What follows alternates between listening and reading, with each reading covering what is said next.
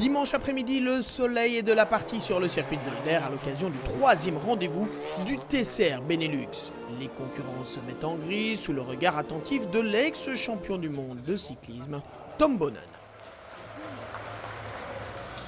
Benjamin Le Sen n'en a cure. Ce qui compte pour lui, c'est de placer cette Honda en pole position. Concentration maximale pour le jeune Namurois de 17 ans qui retrouve à ses côtés un autre jeune bruxellois, celui-là, Mathieu Detry, au volant de la Golf numéro 52.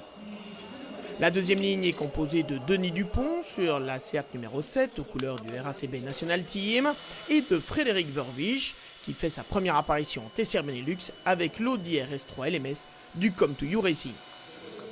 On note encore la 5e place sur la grille d'Edouard Mondron sur la Seat et la 6e d'Aurélien Comte sur la Peugeot. Le départ complètement raté pour Mathieu Detry.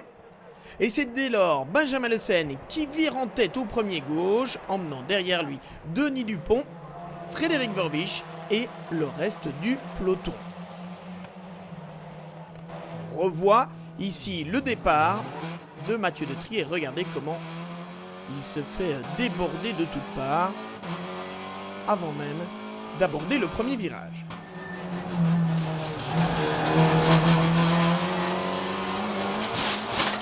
Le premier passage par la chicane permet de faire le point sur le classement avec Benjamin Le Sen en tête devant Denis Dupont, Frédéric Vervisch, Edouard Mondron, Mathieu Detry 5e seulement, Fred Capras, Aurélien Comte, Stan Van Oort et Willem Meyer. Derrière, Philippe Heutendal se retrouve dans le bac à gravier avec sa Clio. Denis Dupont 2e doit résister aux attaques de Frédéric Vervisch. Et c'est chaud aussi pour la 6e position avec Fred Capras à bord de la Golf du Delay Racing qui doit résister lui aux assauts d'Aurélien Comte. Du côté de la Renault Clio Cup Benelux, victoire incontestable de Sven Van Laar, facilitée par l'erreur de Philippe Heutendal, il est vrai en début de course, même si celui-ci a pu repartir. Pour la 4e position, les débats s'échauffent avec Edouard Mondron mis sous pression par Mathieu Detry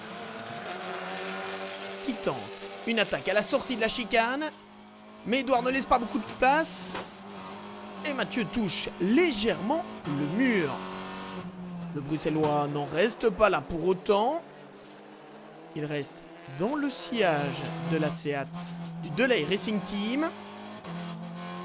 Et 3 virages plus loin, il porte une nouvelle attaque par l'extérieur à la chicane.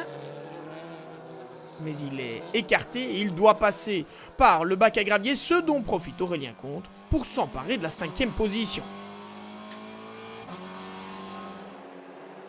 Un peu plus tard à la chicane, Mathieu Detry refait l'intérieur à Aurélien Comte, mais il coupe cette même chicane Villeneuve et il devra rendre cette 5e place aux Français.